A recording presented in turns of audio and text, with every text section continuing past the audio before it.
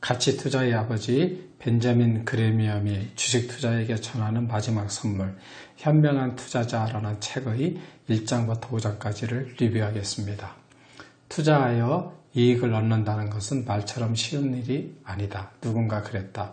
세상에서 최고로 어려운 일이 두 가지가 있다. 하나는 내 생각을 다른 사람 머릿속에 집어넣는 것이고, 또 하나는 다른 사람의 주머니 속의 돈을 내 주머니로 옮겨오는 것이라고 했다. 물론 법을 위반하지 않고 정당하게 합법적으로 옮겨와야 한다. 그래서 쉬운 일이 아니다. 투자의 전설들이 많다. 이름을 들어 알고 있는 사람이 워런 버핏, 제임스 로스, 피터 린치들이다. 현명한 투자자란 책을 쓴 저자 벤자민 그레미엄도 얼핏 들어본 것 같다. 그는 가치 투자의 아버지라고 불린다. 이 책은 총 20장으로 되어 있는데 오늘은 그 중에서 5장까지의 내용을 읽고 느낀 점을 쓴다. 1장은 우선 투자와 투기를 이야기하고 있다. 저자가 그의 또 다른 저서 증권 분석의 글을 인용하여 가져온 투자와 투기의 경계선을 말한다. 투자는 철저한 분석을 통하여 원금의 안전과 충분한 수익을 약속받는 행위이다. 이 요건을 충족하지 못하면 투기이다. 이 인용글을 읽고 나서 나는 투자라고 했던 거래들이 사실상 투기에 가까웠었음을 고백하지 않을 수 없다. 사실 내가 주식에 입문하였을 초창기에는 역시 아마추어였다. 그렇다고 지금도 프로는 아니다. 두 번째 들어갈 때쯤에서야 본격적으로 관련된 책을 보았다. 당시에 읽었던 책이 알렉산더 엘더레이의 심리투자 법칙이다. 거기서 마음을 다스리는 것의 중요성을 배웠다. 그 이후 그의 또 다른 나의 트레이딩 눈으로 오라를 읽었다. 이 저자는 주로 트레이딩의 관점의 단기 매매 기법을 많이 다루었다. 열심히 공부를 하고 테스트를 하였지만 수익은 좋지 못했다.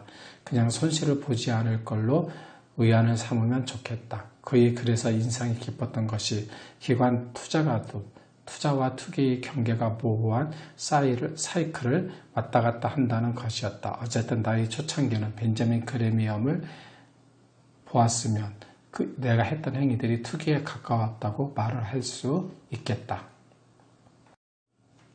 투자자는 이런 투기 요소를 낮은 수준으로 억제해야 하며 장기간의 손실에 시달릴 수도 있으므로 금전적으로나 심리적으로나 대비하고 있어야 한다라고 말한다.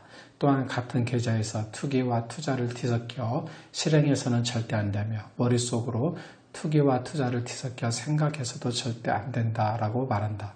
이런 글들은 투자를 할 때 기준이 되는 지침이라고 할 수 있다. 주식을 다룰 때 내가 지금 투기를 하고 있는가 아니면 투자를 하고 있는가에 대한 물음에 대답을 할 수 없다면 이 1장의 내용이 좋은 금원들로 이루어진 장이니 꼭 유념해야 된다고 본다.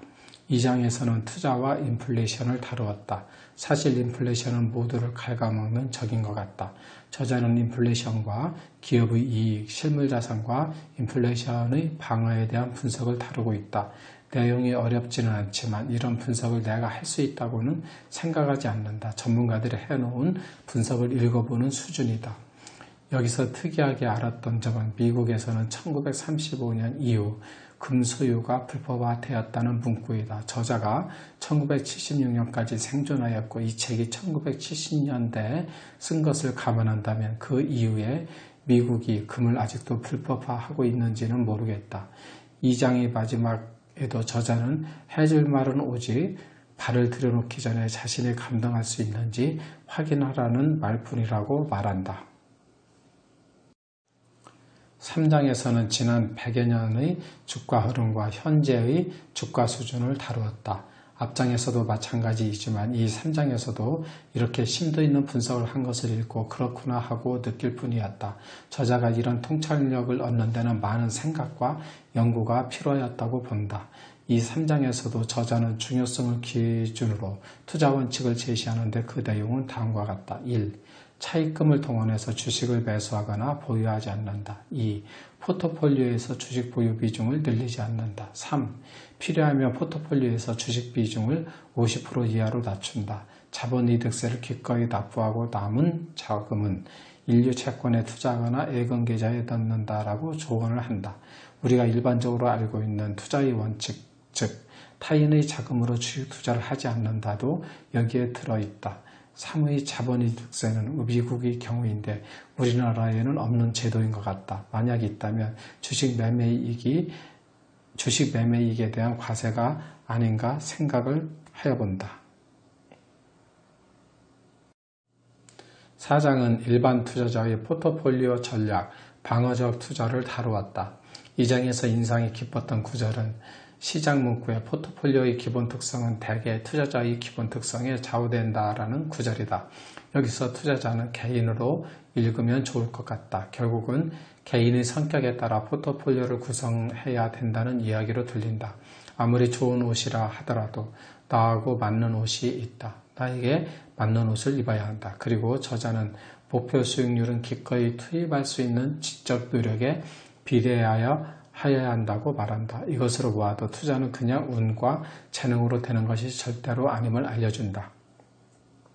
여기까지 읽으면서 저자의 기준처럼 주식을 선별하여 투자하기가 상당히 어렵다고 느꼈다. 좀 전에도 언급했듯이 시간도 충분치 못하고 설령 있다 하더라도 그럴 능력도 되지 않는다. 하지만 이 장을 읽다가 비중을 50% 이상으로 확대하기 적절한 시점은 약세장이 장기간 이어져서 저평가 주식이 증가하는 때이다. 이런 진부한 원칙이 말하기는 쉽지만 실행하기는 어렵다. 강세장과 약세장에서 나타나는 탐욕과 공포를 극복해야 하는 등 인간의 본성을 정면으로 거슬러야 하기 때문이다 라고 하였다. 이 5장까지 읽으면서 나에게 적응해야 할 실질적인 핵심인 것 같다. 결국 인간의 본성을 거슬려 탐욕과 공포를 제어하면서 약세장에서 저평가 주식을 찾는 것이다. 다음 주식을 매입할 때는 이 기준을 적용을 해볼까 한다. 5장에서는 방어적 투자자의 주식 투자를 다루었다. 저자는 5장에서 주식 선정의 4개 기준을 제시하였는데 나의 상황과 현실적으로 맞지 않는 것도 있었다. 저자가 틀렸다는 것은 절대로 아니다. 나의 현 상황에 바로 적용을 할 수 없다는 이야기다. 4개의 기준을 요약하면 다음과 같다. 1. 과도하지 않게 분산 투자하되 종목수를 10에서 30개로 하라. 2. 재무구조가 건전한 유망 대기업들 중에서만 선정한다. 3.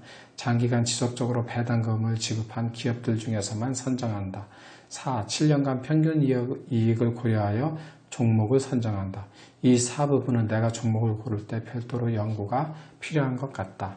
책의 5장까지 읽으면서 인상 깊었던 구절 중에 33쪽에 1960년대 당시에는 온갖 잡다한 주식으로 구성된 S&P 500 지수가 품위 있는 30대 우량주로 구성된 다우지수 실적을 능가할 것이라고 과감하게 예측한 사람은 거의 없었다라는 구절이다. 이 부분이 지금도 S&P 500과 다우를 그렇게 희자하고 있는지 궁금했다. 감사합니다.